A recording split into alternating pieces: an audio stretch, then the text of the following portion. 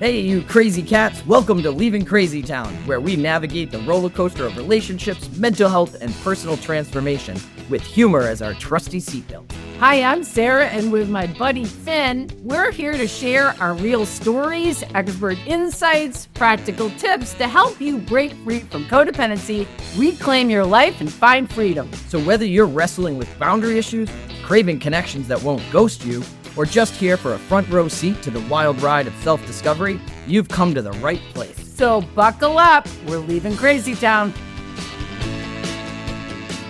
Hey, welcome to Leaving Crazy Town with Finn and Sarah. Once again, we're here in Tennessee.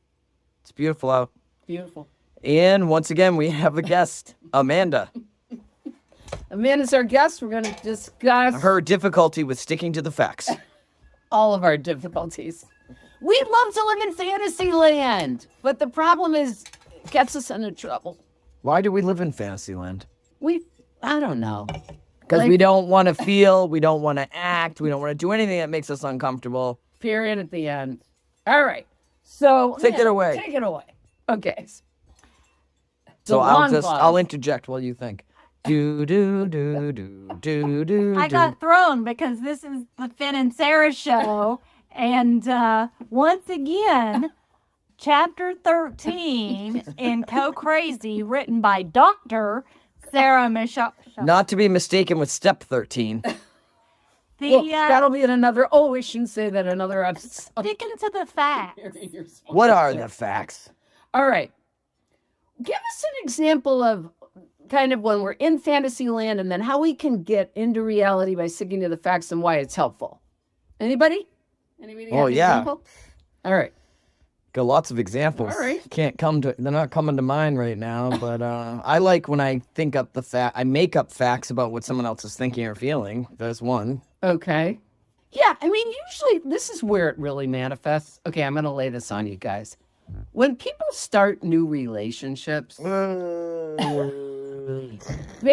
often, and I want to give the example of when Finn was trying to date and he met a woman who loved everything I hated and hated everything I loved. And yet he said, there might be something. I think I'm going to meet with her. And I said, what are the facts? The facts are she hates the beach, she loves politics, and she loves the news, all of which are opposite of what you love. And she's an atheist, and I'm spiritual. So, all right, that's a quick example. I know, but you know what? I probably could have got her to like the beach, got her to stop listening to the news, and become spiritual in a month or so's time. Denial land. All right, that's denial land. But why I'm bringing this arena up is it is an arena that's very tricky because our desire to be attached gets activated, our desire to be loved gets activated, and it's very easy, not that I've ever done it, although I did write a book about all my relationship failures, to stay in. It's easy to want to make something a fantasy when we don't want to feel the pain of giving it up. Okay, that's really what it's about. And when we don't have anything, I don't know, when I told that woman that you mentioned that, I said, I've thought about it. It doesn't appear that we have a lot in common. And she said, oh, thanks for being honest. When I was fearful, I don't want to hurt her feelings. She wasn't going to have feelings. I just talked to her on freaking app.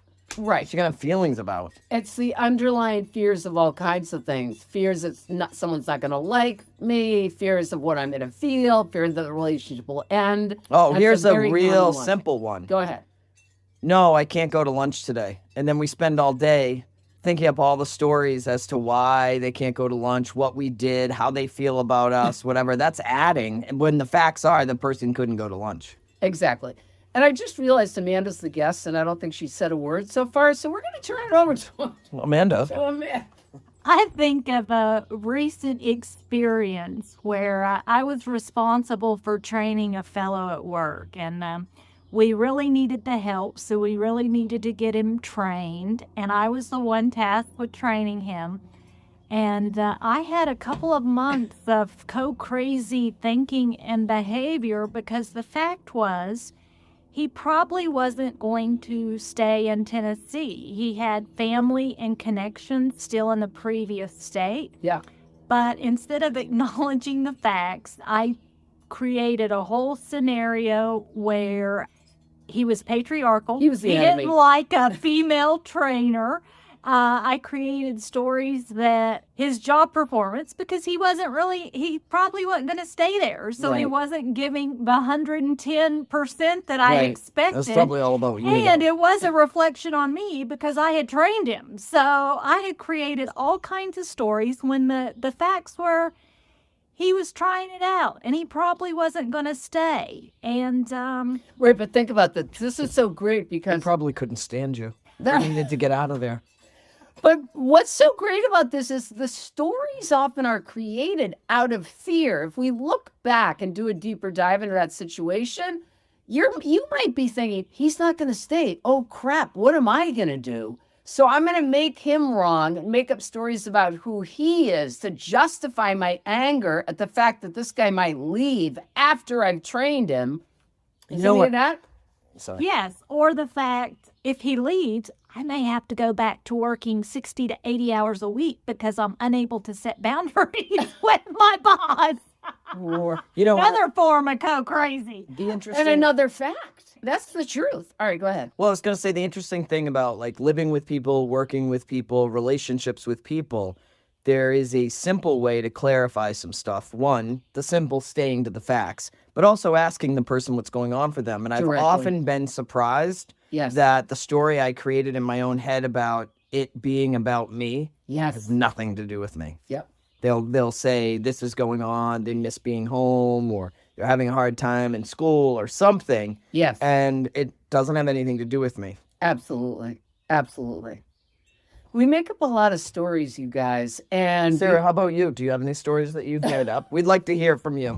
If you don't have the book, you get all the good stories. Oh, there. yeah. I make up stories constantly about people. And I guess one of the tools we could use is Invades. knowing, and we say this all the time, but this is so critical, you guys. Your thoughts are just thoughts. They have nothing to do with reality. Just thinking. And we always say, just notice. Because whatever we're making up about someone else or what we're making up about ourselves, the only way we'll know the truth or the facts is to ask them. So one of the things that I do also is if I don't have the ability to ask them, I'll create a story. I will get a piece of paper out Yeah. and I'll write out what happened. What am I telling myself about what happened? Yes. And the last thing is, what do I actually know? Beautiful. And I'm always surprised Beautiful strategy. at how there's some difference in there between what I'm telling myself about the story than what I actually know. Because a lot of times the thinking is just from fear, right? We get afraid and we start making up stories to make ourselves feel better. I mean, we were just talking about that earlier. Go ahead. No, I don't have anything to add. What All about right. you? Anything else? So this is get the book. If you are making up stories or you're really in your head a lot and it's causing you pain around a certain issue, whether it's your relationship with your child, whether it's your relationship with your spouse, say to yourself something that really helps me. And this is another thing. When I feel overwhelmed with a certain issue, really helps to write down the facts. Because feelings of overwhelmment, being overwhelmed, really, really helpful to just write down the facts. The facts could be just two things, two items. The feelings very often aren't the same as the facts. And I want to be clear. If your list of facts starts with they think, they feel, they believe, those are not Go facts. crazy. You don't know. Stick to what you know, Yes. not what they think, they feel, they believe. Amen. Unless, of course, you've asked them. That's brilliant. Those are the tools, people. We're leaving Crazy Town. Fasten your seatbelt. Subscribe. Leave us a comment. Let us know what you do to stick to the facts. Oh, that's it. Thanks for listening to Leaving Crazy Town. We hope today's episode offered you valuable insights and tools to help navigate your relationships. If you found our discussion helpful, please rate, review, and subscribe to our podcast. And share it with a friend. Misery loves company, right? Stay connected with us on social media and visit our website for additional resources and updates on future episodes. Until next time, remember that breaking free from codependency is a journey, and we're here to help you every step of the way. And hey, if all else fails, at least you'll have a few laughs. So buckle up. We're leaving Crazy Town.